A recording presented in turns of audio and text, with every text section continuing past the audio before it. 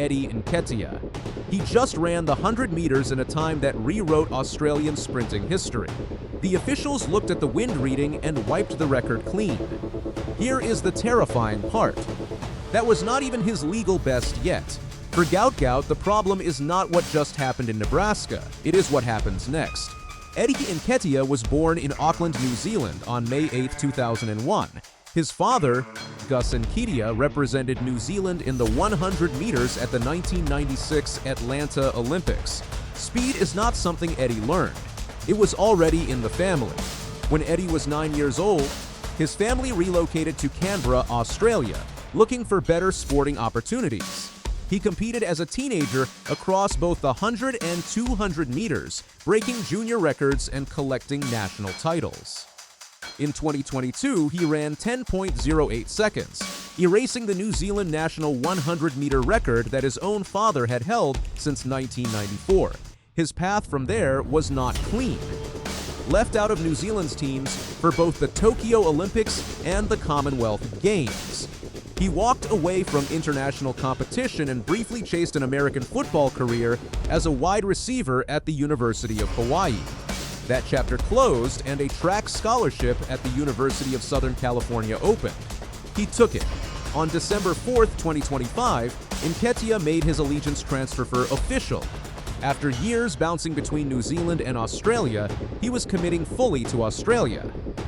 He told the Associated Press exactly what his mission was: break both Australian sprinting records, help the relay team earn medals at the highest level, and compete at the 2028 Los Angeles Olympics and the 2032 Brisbane Games.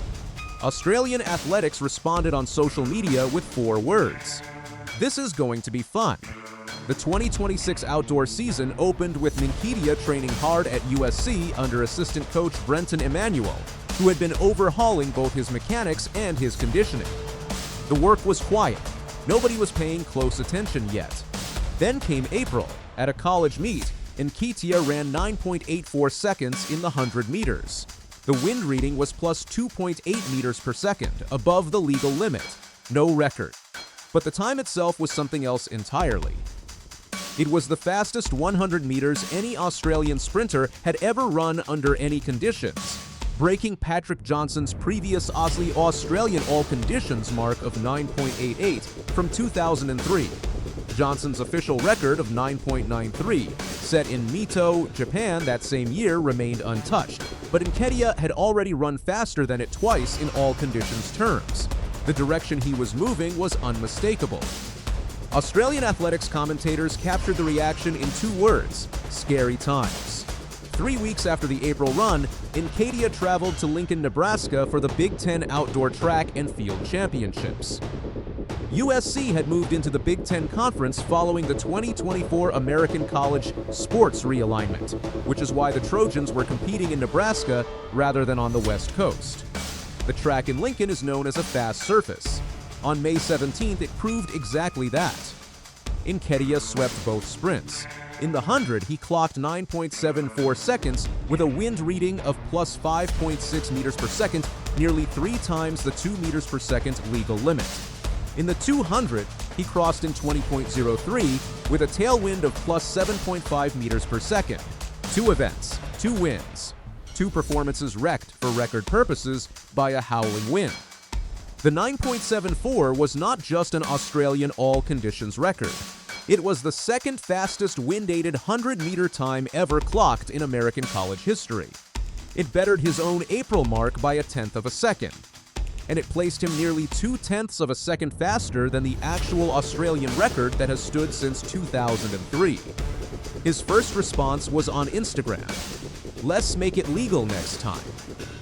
Speaking to reporters, he said, "It's crazy, man, to run 9.74 even with the wind. It shows I'm getting better and can see the progress, and the season isn't over yet.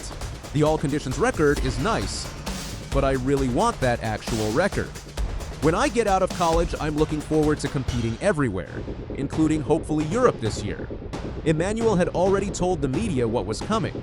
The previous month, he said, "We've talked about this within our staff.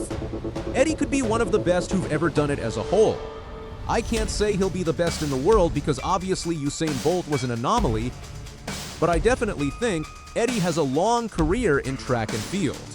We've made some changes to his diet and his physique and stuff like that, and I think it's paying off. Patrick Johnson ran 9.93 seconds in Mito, Japan in 2003. That time has been the Australian 100-meter record for 23 years.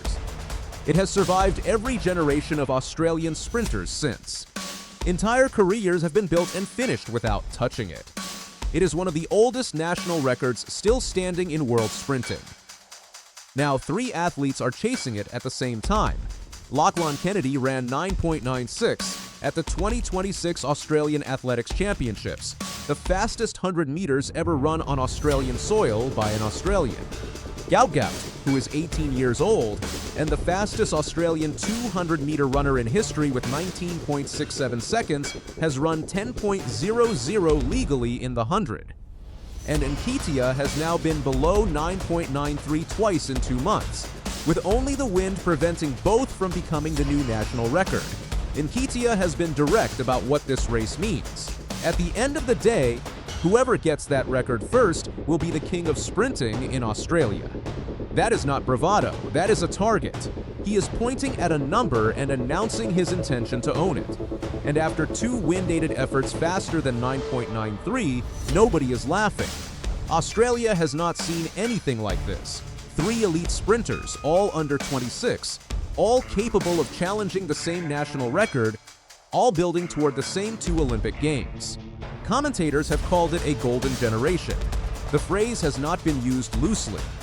The Australian 4x100 relay team that could feature Nketia, Gout Gout, Kennedy, and veteran Rohan Browning is already being discussed as a genuine medal contender at future World Championships, including the 2027 World Athletics Championships in Beijing.